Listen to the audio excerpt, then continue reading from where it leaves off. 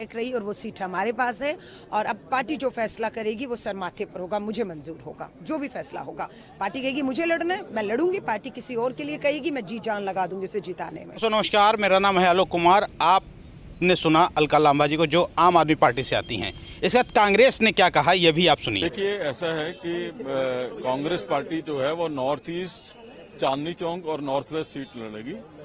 नई Delhi, waste Delhi, south Delhi और east Delhi के ऊपर आम आदमी पार्टी चुनाव लड़ेगी। और इंडिया अलायंस का हिस्सा होने के नाते हमने पहले भी कहा था, जो हमारे पार्टी हाईकमान का आदेश होगा, दिल्ली का कांग्रेस का कार्यकर्ता उसको फॉलो करेगा। मजबूती के साथ हम दिल्ली की 7 सीटों के ऊपर काम करेंगे, चुनाव लड़ेंगे, चुनाव लड़वाएंगे और इसके सुखद परिणाम जो है वो आने वाले दिनों में मिलेंगे। भाजपा की मुश्किलें और बढ़ने वाली हैं। इधर बिहार में भी भाजपा को तगड़ा झटका लगने वाला है। उधर पश्चिम बंगाल में भी ममता बनर्जी भी इंडिया के साथ आ गई हैं।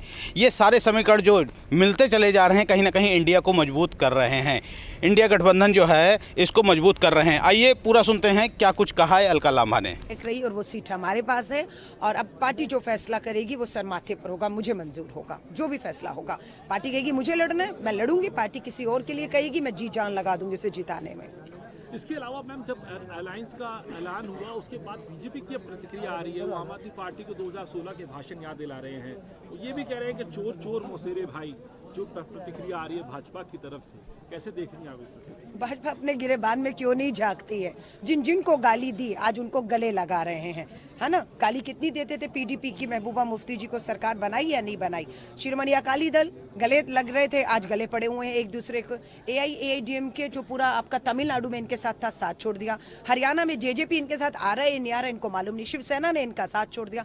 अपने गिरेबान में झांक नहीं रहे। हमारे साथ कौन था, किसने क्या कहा, किसने क्या नहीं कहा। नीतीश जी ने कितना कुछ नहीं कहा आपके बारे में, है ना। और आज नीतीश जी कहाँ है, क्या मजबूरियां हैं उन लोगों की, तो देश जानता है। देश मुद्दों के ऊपर चुनाव में जा रहा है। मुद्दा आज आपको पता है, देश का अन्नदाता दिल्ली की दहलीज पर एक बार फिर से पहुंच चुका है। आप देख रहे हैं युवा सड़कों पर है, पेपर लीक हो रहा है, भविष्य के साथ खिलवाड़ हो रहा है। आज मेरी आधी आबादी बहनें महंगाई से पूछ रही हैं ब्रजभूषण शरण की गिरफ्तारी कब होगी।